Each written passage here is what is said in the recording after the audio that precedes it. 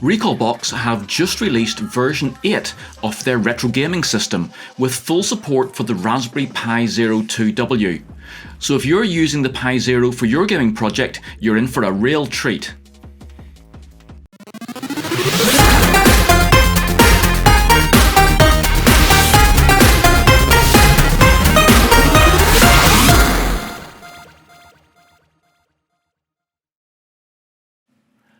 Hi and welcome to Bytes and Bits. I recently uploaded a video where I tested out a beta version of Recalbox 8 and we had some great results with that. But the day after creating that video, the full version was released. So in this episode I'll take you through the full installation of the release version of Recalbox 8 and we'll check it out to see if some of the instability of the beta version has been fixed. So let's get started.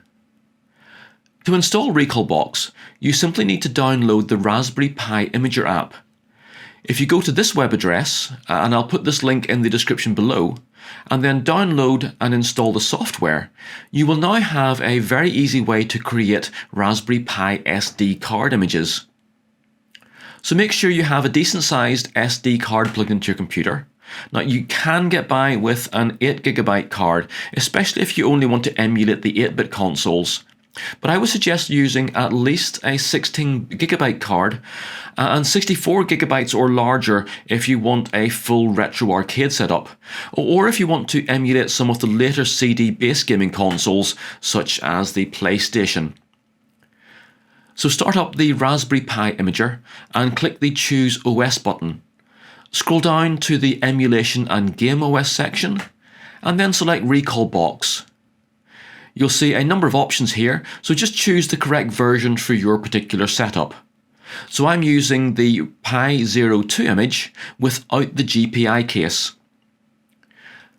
Once you then get back to the main screen, click the Choose Storage button and select your SD card. Then click the right button and just wait for it to download, burn and verify your image.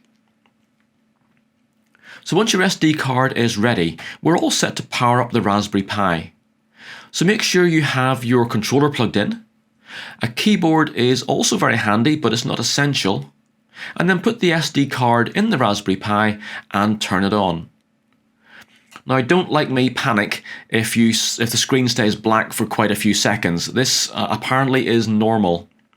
But eventually then, you'll get to the startup screens as Recalbox sets up the system. Now these screens are quite useful as they show you what buttons to use for navigation and so on.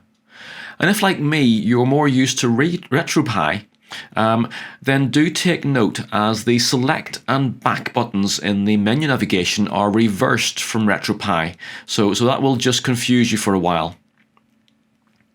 So once Recalbox is finished setting up, you'll be dropped into the main selection screen.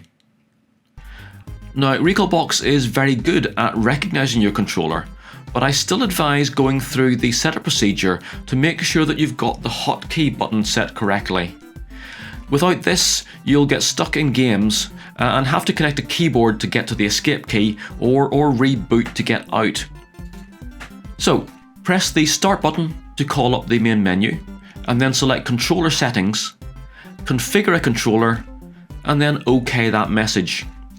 You then need to hold down a button on your controller to identify it, and then press the buttons as indicated. If you get to one that you don't have on your controller, or you get to a joystick, just hold down any button to skip past it, or if that doesn't work, press the down button to move on. At the end of the list, you're asked to specify a hotkey. Now the select button is the usual one to use, so I'd go for that. The last bit of setting up that we need to do is to connect to Wi-Fi.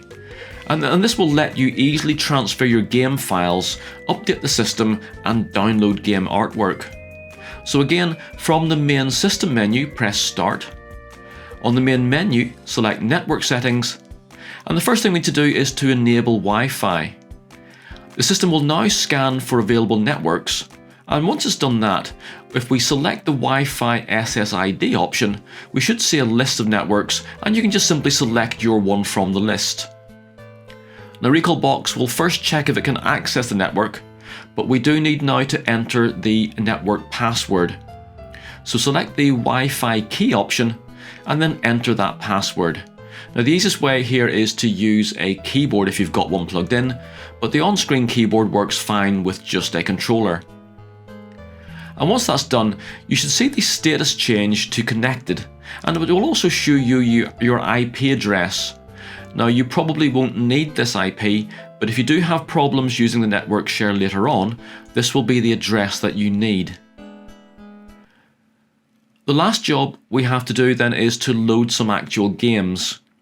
So now that we're connected to Wi-Fi, Recalbox will create a network share, so you can simply drag and drop game ROMs onto your SD card from your laptop or PC. So on your computer, open up your File Manager program. So I'm on a Windows computer, so I'm using Windows Explorer. And in the address bar, enter the network address for the share. And that's just / Recalbox. Now you might be asked for some credentials, and if you are, just use the normal Pi and then the password Raspberry to use the standard Pi account. You should now see a share folder listed, and inside this there'll be a number of Recalbox folders. And the main one we're interested in is the ROMs folder, but if you ever do need to load any BIOS files, you should also see that BIOS folder in here as well. Now inside the ROMs folder, you'll see a separate folder for each of the game systems that Recalbox emulates. And we simply need to drag and drop the game ROMs into the correct folders, and then we're good to go. Now this transfer over Wi-Fi was one of the areas I couldn't get working on the beta release, but that all seems to have been fixed now, so really well done to the Recalbox team. So after you've loaded all of your games that you want to use, I'd reboot the system to make sure that all of these updates have been completed. You can just restart Emulation Station if you prefer, but I would always reboot at this point. Once we're back up and running then, we should now be able to find and play our games. Now do remember as you work through navigation in that the B key or the south button selects an option, and the A button or the east button goes back one level. So the new Pi 02 build has made a significant difference on gaming on the Raspberry Pi Zero. Now when I tested the new Pi 02 using the Raspberry Pi 3B Plus build in RetroPie, I could get most Megadrive games running fairly well, and some PlayStation 1 games going okay, but to get them working properly at full speed, I actually had to overclock my Raspberry Pi and pull it up from 1 GHz and overclock it to 1.4 GHz, and then I could get them running at the full frame rate. Now this is quite a big deal, as without overclocking, you can now use the Raspberry Pi 02 in any of the handheld game cases without having to worry about overheating. And this effectively adds a few extra consoles to what's possible in these handheld form factors. On top of this, the new build also unlocks some of the easier to emulate Nintendo 64 titles. So Super Mario 64 on screen at the moment is fully playable, as are a number of other games such as Diddy Kong Racing. But if we do try some of the harder to emulate games, such as GoldenEye 007, these do show that the Nintendo 64 is right at the limit of what the Raspberry Pi 02 can manage. If you play around a bit, you'll find some Nintendo 64 games that just simply won't run, such as Star Wars Rogue Squadron. But you'll also find quite a few others that do work. So he's just seen Diddy Kong Racing, but this is also then Mario Kart 64. And then one I was quite surprised to see working well was Majora's Mask. So there's definitely quite a few very good fun hours ahead, trying to work out which ones we can get to run on our little Raspberry Pi Zero.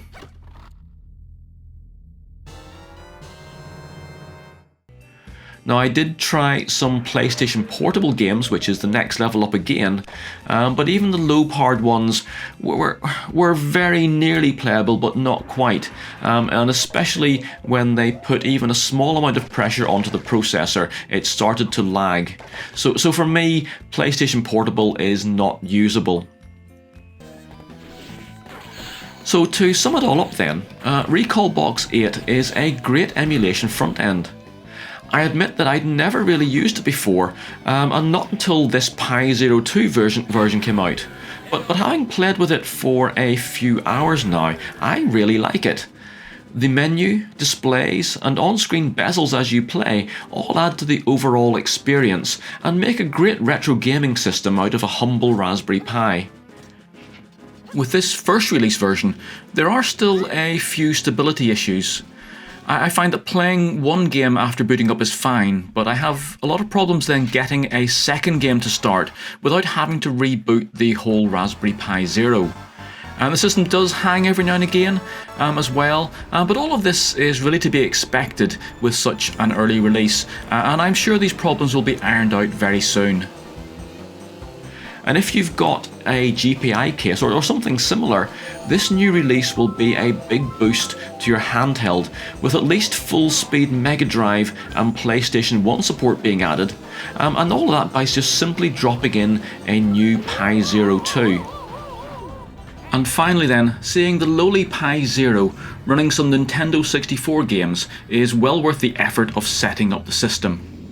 And again, all of this is at stock clock speeds, so maybe it's time to try a little bit of overclocking to see what that can do. Now, I hope you enjoyed this video. Please make sure to like and subscribe to my channel so you don't miss my next episodes. I look forward to seeing you again soon, and bye for now. For more games programming, electronics projects, and retro gaming, please make sure you like this video, subscribe to my YouTube channel, and visit my website.